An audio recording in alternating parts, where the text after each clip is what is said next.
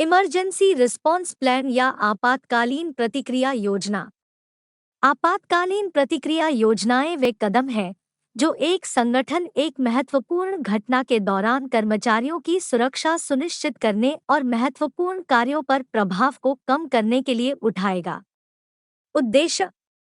इस अनुभाग का उद्देश्य धारा 3.0 में उल्लिखित घटनाओं से उत्पन्न होने वाली किसी भी आपात स्थिति में कर्मचारी को व्यवस्थित रूप से निकालने के लिए आपातकालीन योजना प्रदान करना है। दायरा। साइट के सभी कर्मचारियों और कर्मचारियों को आपातकालीन योजना के बारे में सूचित किया जाएगा। यह किसी भी अप्रत्याशित घटनाओं को कवर नहीं कर रहा है जहां उल्लिखित कार्यक्रम जोखिम को कवर करने के लिए पर्याप्त नहीं है। उद्देश्य।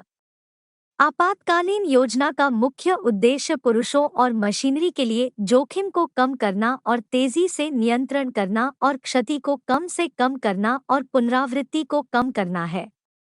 आपातकाल हो सकता है आग और विस्फोट, जहरीले रसायन और एसिड का रिसाव, कुल और गंभीर बिजली विफलता, गंभीर दुर्घटना की स्थिति जिसके कारण मानव जीवन में मृत्यु या की चोटें होती है, प्राकृतिक आपदाएं यानी बाढ़, भूकंप, चक्रवात, मेडिकल इमरजेंसी जैसे फूड पॉइजनिंग, वाटर पॉइजनिंग आदि।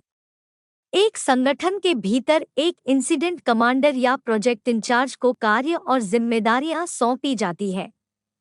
आपात स्थिति में आईसी आपातकाल के दौरान किए गए सभी निर्णयों के लिए जिम्मेदार होगा। वह आवश्यक कार्रवाई करने के लिए सभी विभागों और अन्य महत्वपूर्ण सेवाओं को सक्रिय करेगा और जैसा कि उल्लेख किया गया है, लेकिन इन तक सीमित नहीं है। वह आपातकालीन गतिविधियों के सुचारू समन्वय को सुनिश्चित करने के लिए शीर्ष प्रबंधन को सूचित करेगा। सभी काम तुरंत ठप। सभी वाहन सड़क के किनारे खींचे गए। सभी मशीन और प्रज्वलन के अन्य स्रोत बंद है। प्रशासनिक प्रबंधक। वह घटना कमांडर होगा। प्रशासनिक प्रबंधक आपात स्थिति के दौरान संचार बनाए रखेगा और समन्वय करेगा और पीड़ित के चिकित्सा उपचार की व्यवस्था करेगा। वह अतिरिक्त जनशक्ति जुटाएगा और समय पर आवश्यकतानुसार अन्य संसाधनों की व्यवस्था करेगा। घटना समन्वयक या एचएसए अधिकारी। घटना समन्वयक आपात स्थिति में महत्वपूर्ण भूमिका निभाएगा। उसके कर्तव्य में शामिल होंगे आपातकालीन कर्मियों और आवश्यकताओं को निर्देशित करना, क्षति के क्षेत्र का समन्वय करना, विधानसभा क्षेत्र के सभी आपातकालीन निकासों को खाली करना सुनिश्चित करें। सुनिश्चित करें कि सभी कर्मचारी अलार्म सिस्टम, लिफ्ट, एक्सटिंग्विशर और निकासी मार्गों के स्थान से परिचित है। सभी कर्मचारी आपात स्थिति के मामले में सभी कर्मचारी दूसरों को कुछ भी करने के लिए ना उकसाएं, जिससे संभावित नुकसान हो सकता है। जब कर्मचारियों को निकालने के लिए कहा जाता है तो उन्हें कार्यालय भवन के बाहर असेंबली में जाना चाहिए और रिपोर्ट करना चाहिए। हेड काउंट के प्रभारी। ड्रिल्स। 6 महीने में कम से कम एक बार आपातकालीन और निकासी ड्रिल आयोजित की जाएगी। सामान्य आपातकालीन प्रक्रिया।